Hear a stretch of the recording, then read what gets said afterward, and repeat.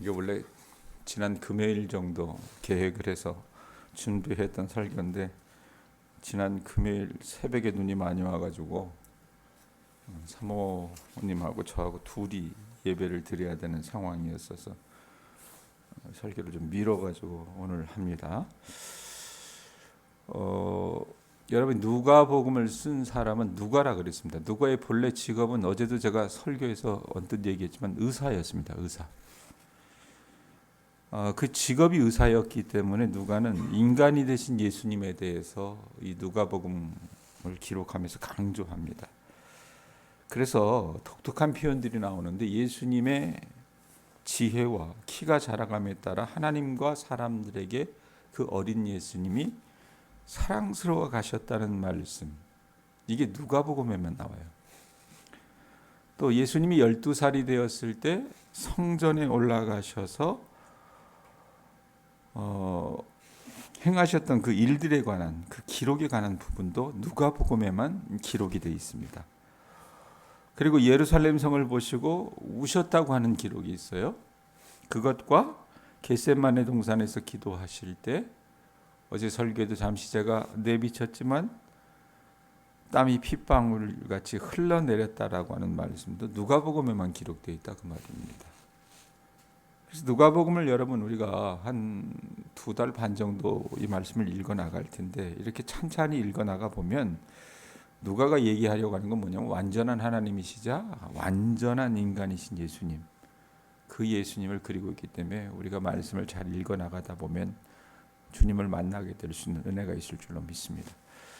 자, 이 26장 이전에 있었던 말씀은 뭐냐면 예수님의 탄생에 관한 예언과 오늘 말씀은 예수님 탄생에 관한 예언과 그다음에 마리아가 엘리사벳이라고 하는 자기 친족을 방문하는 이야기, 그리고 자기를 잉태하게 하셨던 하나님에 대해서 마리아가 찬송하는 이야기가 이제 이어지고 있는데 26절에서 27절 한번 보세요. 여섯째 달에 천사 가브리엘이 하나님의 보내심을 받아 갈릴리 나사렛이란 동네에 가서 다윗의 자손 요셉이라 하는 사람과 약혼한 처녀에게 이르니 그 처녀의 이름은 마리아라, 이렇게 기록을 하는데, 자, 이 가브리엘 천사가 누굽니까? 26절 2절에 1절부터 25절까지 보면 사가랴라고 하는 이 레이지파 제사장, 이 사가랴와 엘리사벳 부부에게 찾아가서 자녀가 있을 것이라고 예언한 그 천사의 이름이 가브리엘이었습니다. 그 가브리엘이 동일하게 여러분 지금 누구를 찾아갑니까? 갈릴리 나사렛에 살고 있는 마리아라고 하는 처녀를 찾아갔어요. 그래서 말씀에 보면 뭐라고 그래요? 여섯째 달에 이 표현을 쓰는 거예요. 왜? 6개월 전에 엘리사벳과 사가랴에게 찾아갔던 그 가브리엘이 엘리사벳 부부를 방문한 후에 6개월 지난 후의 일이었다라는 얘기입니다. 자, 그런데 마리아가 어디 살고 있었냐면 하나님의 보내심을 받아 갈릴리 나사렛이라는 동네라는 표현이 있어요. 구약 성경에 여러분 이 나사렛이라고 하는 동네는요 한 번도 기명이 되지 않습니다. 네? 등장하지 않는, 어떻게 보면 전혀 알려지지 않은 마을이었다 그 말입니다. 그리고 이 마리아를 보면 또 뭐라고 표현하냐면 다윗의 자손 요셉이라 하는 사람과 약혼한 처녀, 이 표현이 있어요. 여러분 이 마리아는 요셉이라고 하는 남자와 약혼한 상태였다라고 얘기하는데 이 요셉의 경우는 그 요셉의 가문에 대한 어떤 이야기가 나와요. 거기 보면 뭐라고 얘기합니까? 다윗의 자손 요셉이라는 표현이 나니까 유다 지파였다는 얘기입니다. 그런데 마리아는 어느 지파였다라는 그 표현이 나옵니까? 어느 가문이라는 표현이 드러나지 않습니다. 그러니까 어디 내놓을 만한 그런 뭐가 되지 못하는 변변치 못한 가문 출신이었다는 얘기입니다. 거기다가 처녀라고 하는 표현이 나오는데 여성입니다. 나이도 어려요. 그때 당시 아마 약혼할 정도의 나라면 우리로 얘기하면 14세, 15세 정도 되었다라고 얘기합니다. 이렇게 어렸을 때 약혼을 해 얘기하지만 사실은 여러분 이때가 조선 시대보다 더 오랜 시절이잖아요. 조선 시대에도 여러분 정혼하고 약혼하면 이 정도보다도 더 어린 나이에 그 남자와 여자가 약혼하고 정혼했던 것을 미뤄보면 그게 뭐 특별한 일은 아니었다 그 말입니다. 자, 그런데 어떻게 보면 가문, 변변치 않은 가문이고 어떻게 보면 그 당시에는 가장 취약한 여성이었고 나이도 어린 이 마리아에게 가브리엘 천사가 찾아가서 인사합니다. 28절 보세요. 뭐라고 인사합니까? 은혜를 받은 자여 평안할지어다. 주께서 너와 함께 하시도다. 이 말을 해요. 마리아가 여러분 천사를 보고 깜짝 놀라서 어찌할 바를 모를 때에 여러분 가브리엘이 왜 이 보잘것없는 가문이며 가장 취약한 여자인데다가 어떻게 보면 아주 어린 이 마리아가 왜 하나님께 은혜를 입은 자인지를 설명하는 내용이 30절에서 33절이에요. 보세요. 왜 마리아가 은혜를 입은 자라고 얘기하냐? 천사가 이르되 마리아여 무서워하지 말라. 내가 하나님께 은혜를 입었느니라. 다시 강조합니다. 그 다음에 보라 내가 잉태하여 아들을 낳으리니 그 이름을 예수라 하라. 그가 큰 자가 되고 지극히 높으신 이의 아들이라 일컬어질 것이요 주 하나님께서 그 조상 다윗의 왕위를 그에게 주시리니 영원히 야곱의 집을 왕으로 다스리실 것이며 그 나라가 무궁하리라. 이 말씀을 하세요. 왜 여러분 이 마리아가 하나님께 은혜를 입은 자였느냐? 먼저 얘기하는 게 뭐예요? 마리아라고 하는 이 처녀가 잉태해서 아들을 낳을 것이기 때문에 너는 은혜를 입은 자야. 이 표현을 합니다. 지금도 여러분 그런 습속이 여전히 남아있긴 하지만 고대 세계 속에서 여자가 아들을 얻는 것은요 기쁜 소식입니다. 그래서 예전 같은 때만 해도 어떻게 해요? 아들을 낳으면 아들을 낳은 집에는 어떻게 새끼줄에 고추를 걸어놨었잖아요. 그게 복받은 거란 얘기입니다. 자, 여기까지는 우리가 이해할 수 있어요. 그런데 그 아이 이름까지 지어주십니다. 뭐라고요? 그 이름을 예수라 하라. 이렇게 예수의 뜻이 뭐냐? 구원하신다라고 하는 뜻이에요. 그러니까 이 마리아가 잉태할 아이는 보통 아이가 아니었다는 얘기입니다. 그 백성 이스라엘을 구원하실 메시아가 될 것이라고 하는 그런 의미란 얘기예요. 자, 이어지는 말이 예수의 이름의 구체적인 구체적인 뜻을 밝히고 있는데 뭐라고 얘기하냐면 예수라 하라 그래놓고 32절에 보면 뭐라 그래요? 그가 큰 자가 되고 지극히 높으신 이의 아들이라 일컬어질 것이기 때문이다라고 얘기를 해요. 그러면서 주 하나님께서 그 조상 다윗의 왕위를 이 예수에게 주실 것이다라고 얘기하는데 마리아가 잉태할 이 아들 예수는요 단순히 특별한 하나님의 사람도 이스라엘의 왕도 아니라는 얘기예요. 특별한 어떤 소명을 갖고 태어나신 분인데 그분이 메시아이셨고 그리고 그분은 인간 왕들이 다스렸던 이전의 왕조처럼 그 대가 끊기는 것이 아니며 영원히 이어져갈 그런 분인데 그런 의미로 이 예수라는 아이를 잉태한 마리아는 어떻게 해요? 하나님께 은혜를 입은 자다라고 천사가 얘기를 하는 거예요. 자, 마리아가 듣고 앉아있다가 어떻게 해요? 기가 차잖아요. 그래서 뭐라고 얘기합니까? 34절에 뭐라 그래요? 마리아가 천사에게 말하되 나는 남자를 알지 못하오니 어찌 이 일이 있으리까? 무슨 말씀하시는 겁니까? 나는 남자를 알지 못합니다. 남자와 잠자리를 하지 않았습니다. 비록 내가 약혼했다고 하지만. 이렇게 답변을 해요. 여러분, 마리아의 친족 6개월 전에 임신했던 엘리사벳도 사실은 경수가 끊어진 여인이라 그랬어요. 임신할 가능성이 없는 여인이었습니다. 그런데 이 여인이 어떻게 임신을 했잖아요. 그래서 이 엘리사벳의 임신이 여러분 어떻게 보면 거의 불가능에 가까운 기적이었다면 자기 친족 엘리사벳이 임신했다는 얘기를 들었을 거예요. 그랬는데 그래도 엘리사벳은 어떻게 해요? 엘리사벳은 하늘을 봤잖아요. 하늘을 봤기 때문에 별이라도 땄는데 마리아 같은 경우는 어떻습니까? 남자와 잠자리를 한 게 아니지 않습니까? 그렇다면 임신할 가능성은 0%도 아니란 얘기입니다. 그런데 이게 여러분 타당한 말이죠. 예? 합리적인 답변이라 그 말입니다. 그럴 때 가브리엘이 뭐라고 대답합니까? 37절 같이 읽어봅니다. 37절에 뭐라고 얘기해요? 대저 하나님의 모든 말씀은 능하지 못하심이 없느니라 라고 얘기해요. 대저 하나님의 모든 말씀은 능하지 못하심이 없느니라.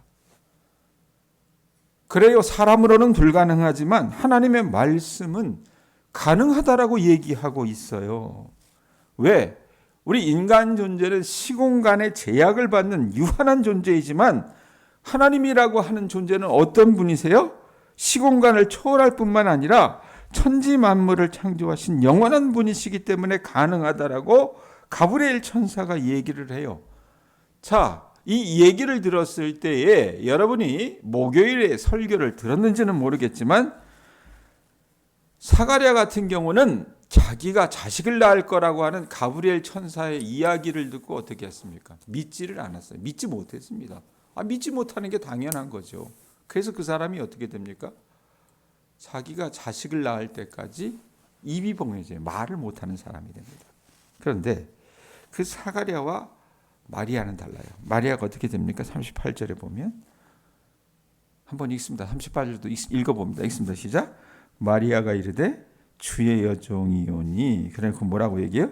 말씀대로 내게 이루어지이다 하며 천사가 떠나가니라. 이렇게. 사가랴와 마리아가 달랐던 것은 사가랴는 하나님의 말씀을 잘 믿지 못해서 일시적으로 말 못하는 벙어리가 되었는데 마리아는 뭐라고 얘기해요? 말씀대로, 주의 말씀대로 내게 이루어지이다 라고 믿음을 고백하고 있어요. 이게 달랐다는 얘기입니다. 그리고 나서 마리아가 이런 믿음을 가지고 있었다는 것을 후에 그의 친족인 엘리사벳도 확인을 해줘요. 오늘 우리가 읽었던 말씀 45절 보세요. 45절 말씀 보면 뭐라고 얘기합니까? 뭐라고 얘기를 해요? 45절에 보면 뭐라고 얘기합니까? 주께서 하신 말씀이 반드시 이루어지리라고 믿은 그 여자. 그 여자가 누구예요? 마리아. 마리아 너에게 뭐가 있다고 얘기해요? 복이 있도다. 하나님께서 하신 말씀이 반드시 이루어질 거야. 세상에 무슨 말 같지도 않은 소리야. 처녀가 어떻게 애를 낳아? 사람들은 그렇게 얘기했지만 여러분, 이 마리아 어떻게 보면 비천하고 미약하고 누구도 알아주지 않는 이 마리아는 어떻게 해요? 하나님의 말씀이 이루어질 것이라고 믿었었고, 그 믿음을 여러분 천사 가브리엘만 확인한 것이 아니라 그의 친족이었던 엘리사벳조차도 확인하고 있다 그 말입니다. 그러면서 이어지는 것이 마리아가 엘리사벳을 찾아간 일뿐만 아니라 46절에서 56절 말씀은 이게 시잖아요. 이 기가 막힌 일들을 행하신 하나님의 은혜를 찬송했던 마리아의 찬송시입니다. 여러분, 우리가 오늘 말씀 보면서 두 가지 사실에 좀 주목했으면 좋겠어요. 우선 하나님이 사람들을 찾아가 주셨는데 소망이 없었다고 얘기했잖아요. 왜? 말라기 이후에 400년 동안요, 하나님은 선지자를 보내지도 않으셨고 말씀으로도 나타나지 않으셨습니다. 그러니까 그 시대는 암흑이었던 거예요. 대제사장, 성직자, 교회를 섬기는 어떻게 보면 중요한 사람들에게 하나님은 나타나지 않으셨어요. 그런데 400년 만에 하나님께서 찾아오셨는데 누구에게 찾아가 주셨냐면 소망 없는 사람들에게 하나님께서 찾아가 주셨다는 얘기입니다. 48절 한번 보세요. 마리아가 고백을 해요. 48절에 뭐라고 고백을 합니까? 그의 여종에 뭘 돌보셨다 그래요? 비천함을 돌보셨습니다. 보라 이제후로는 만세의 날을 복이 있다 일컬으리로다. 여러분, 이 비천함이라고 하는 단어는요, 조금 특별한 의미의 단어인데 단순히 마리아 개인 하나만에 국한된 뜻이 아니라 이 마리아, 제가 아까도 말씀드렸지만요, 고대 세계 속에서 여러분 여자는 요즘 시대 여자처럼 인권이 없어요. 그냥 사람 낳는 기계입니다. 예? 그것 외에는 아무 의미가 없었어요. 그런데 이 마리아라고 하는 여자는 여러분 보면 어떻습니까? 별 볼 일 없는 가문 출신이었어요. 그리고 나이도 아주 미약하고 어린 여자였다고 말입니다.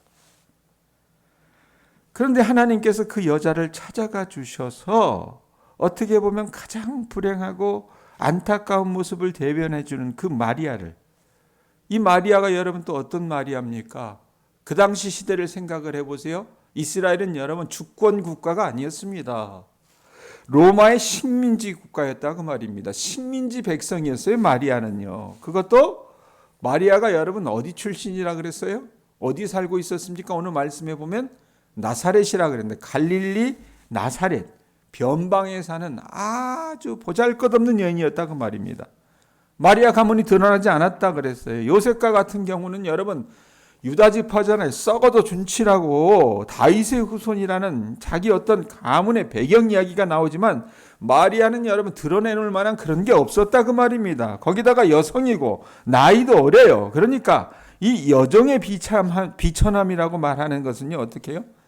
그 당시 눈으로 봤을 때 사회적으로나 정치적으로 봤을 때 가문으로 봤을 때 성적으로 보나 모든 면에서는 어떻게 해요? 자기를 보호할 수 없는 가장 비천한 상태에 놓여 있는 그 여인을 주님이 찾아가 주셨다고 말입니다. 그렇게 보면 우리가 읽었던 이 누가복음 1장 26절에서 56절의 마리아의 모습은요, 어떤 면에서 보면 고난당하고 역경 가운데 있는 완전히 바닥에 삶을 살아가고 있는 우리의 모습을 보여주고 있다라고 우리가 확인할 수 있다고 말입니다. 그러니까 사실 하나님께서 400년 만에 찾아가 주셨을 때는요, 왕족을 찾아간 게 아니에요. 그럴듯하게 성전을 섬기는 제사장을 찾아간 게 아니라고 말입니다. 그 모든 사회 구성원들 가운데 가장 버림받는 사람, 아무도 알아주지 않는 그런 사람을 찾아가 주셨다고 말입니다. 그렇게 찾아가 주시는 이유는 뭐예요? 그 비천한 마리아를 포함한 그 사람들에게는 뭐가 필요했던 겁니까? 무엇보다도 구원이 필요했기 때문에 하나님께서 그들을 찾아가 주셨던 거예요. 소망을 품을 수 없는 사람들의 모습을 대변해 주는 누가복음 1장에 이 하나님께서 택하셨던 이 마리아는 여러분 어떤 사람입니까? 더 이상 미천한 존재가 아니었습니다. 왜? 하나님께서 선택하신 존재였고, 이 마리아와 같은 인물들이 누가 나옵니까? 앞에 1절부터 25절에 보면 사가랴, 엘리사벳, 그 다음에 뒤에 가보면 여러분 예수님의 탄생을 가장 먼저 천사들이 알렸던 대상이 누구예요? 목자들이었습니다. 목자들. 목자들도 그 당시에선 여러분 직종 가운데 가장 하찮은 직업이었어요. 여러분 하나님께서 이제 그 큰 구원의 일을 행하시려고 하시잖아요. 그래서 당신의 아들 예수를 보내주시는데 그 큰 구원의 일을 행하려고 하실 때 하나님께서 찾아가시고 하나님께서 부르신 사람들은요, 어떻게 보면 마리아처럼 사실 너무나 미천한 존재들이었다는 얘기예요. 그런 사람들을 찾아가서 하나님께서 하나님의 일을 행하시려 한다는 얘기입니다. 그런데 왜 하나님께서 그들을 찾아가려고 하셨을까? 어제도 그런 얘기 했잖아요. 하나님 아니면 죽음이라고요. 믿을 구성은 하나님밖에 없는 사람들을 하나님이 찾아가 주신 거예요. 그리고 믿을 구석은 하나님밖에 없는 이 마리아는 어떻게 해요? 믿음 안에서 위대함이 있었어요. 그게 뭡니까? 세상의 눈으로 볼 때, 사람의 눈으로 볼 때, 인간적으로 볼 때 하나님이 이 거대한 역사의 통로가 될 가능성이 전혀 없는 사람이었잖아요, 마리아는요. 그럴 가능성이 여러분 있는 사람들 중 어쩌면 가장 마지막, 얘는 아닐 거야. 얘를 통해서는 하나님은 절대 일 안 하죠. 그랬던 존재가 마리아라는 얘기입니다. 그런데 하나님께서는 놀랍게도 당신의 거대한 약속을 이루어 나가시기 위해서 자기 자신이 스스로 비천하다라고 고백하고 있는 그 여인, 모든 사람은 저 사람은 아닐 거라고 생각했던 그 저 여인, 작은 여인을 통해서 일하려고 하신다는 얘기예요.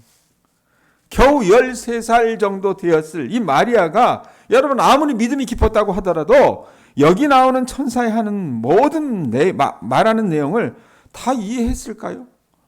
저는 이해 못했을 거라고 생각을 합니다. 마리아가 여러분 살아가면서 자기가 낳은 아들 예수가 고난받고 죽는 것을 봤을 때 그걸 다 이해했겠습니까? 예? 또 죽음 이후에 예수님이 부활하시는 것을 봤을 때 다 이해했겠습니까? 그리고 예수님이 승천하시고 나서 교회가 시작되는 것을 봤을 때 다 이해했겠냐 그 말이에요. 하지만 아이를 잉태할 것이라는 이 가브리엘 천사의 이야기를 들었을 그 순간에는 여러분 마리아는 어떻습니까? 자기 뒤에 일어나는 일들을 결코 알지 못했어요. 그럼에도 불구하고 오늘 말씀에 뭐라고 얘기합니까? 당신의 말씀이 나에게 이루어지기를 바란다라고 고백하고 있다는 얘기입니다. 왜? 이 사람에게는 말씀드렸지만 하나님 아니면 죽음, 믿음, 자기에게 있어서 믿을 구석은 하나님밖에 없었기 때문에 가장 밑바닥에서 살고 있었기 때문에 여러분 마리아는 그런 믿음을 고백할 수 있었다는 얘기입니다. 그리고 놀랍게도 어떻게 해요?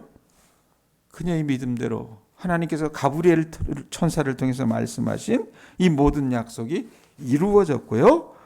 그리고 지금 이 땅에 오늘 우리도 예수를 우리가 믿게 되었다면 하나님께서 우리 가운데 일하실 수 있다는 얘기입니다. 하나님 저는 미천하지만 하나님께서 나를 쓰시겠다면 저를 써주세요. 마리아가 이렇게 얘기했을 거예요. 그게 마리아의 믿음이라는 얘기입니다. 하나님 나는 부족합니다. 네? 부족하지만 하나님 앞에 내세울 것이 없지만 어떻게 보면 변방 중에 변방에 살아가는 사람이지만 주님이 저를 쓰시겠다면 주님의 뜻이라면 저를 사용해 주세요. 이렇게 고백했고 하나님은 그 믿음의 터 위에 일하셨다는 얘기입니다. 사랑하는 교우들이요. 마리아는요. 누구도 알아주지 않는 정말 보잘것없는 존재였어요. 예? 그런데 우리 하나님은 어떻게 해요? 그렇게 하찮은 사람과 일하시는 분이라는 얘기입니다. 아셨어요? 하나님은 유명하고 능력 있는 권력 있는 사람들을 통해 일하시는 분이 아니라 성경 속 이야기를 보면 언제나 당신의 일을 행하실 때 이렇게 변방에 있는 사람들, 미천한 사람들, 보잘것없는 사람들을 선택해서 그들을 쓰셨다는 것을 우리가 알았으면 좋겠습니다. 그러기에 여러분 올 한 해를 살아나가셨을 때 우리가 여러분 가지고 있는 거 별거 없어요. 예전만큼 젊지 못합니다. 청명하지도 못합니다. 예전만큼 여러분 어때요? 건강하지도 못합니다. 예전만큼 여러분 그만한 재력을 우리가 갖고 있지도 못합니다. 어떻게 보면 여러분 참 내가 나를 봤을 때도 보잘것없는 그런 존재일 수 있다 그 말입니다. 그런 상황 가운데 하나님께서 이 누가복음 26장에서 56절의 말씀을 주시는 이야기가 뭘까? 1장 26절에서 56절의 말씀을 주시는 이야기가 뭘까? 나같이 미천한 나같이 보잘것없는 존재를 통해서도 하나님은 일하신다는 것을 여러분들이 인정하시고 주의 말씀대로 내게 이루어지이다 고백할 때에 하나님이 작고 미약한 존재인 우리를 통해서도 일하실 수 있다는 것을 여러분들이 기대하실 수 있기를 바랍니다. 그런 하나님을 만나실 수 있는 주님의 자녀들 되시기 바랍니다. 기도하겠습니다.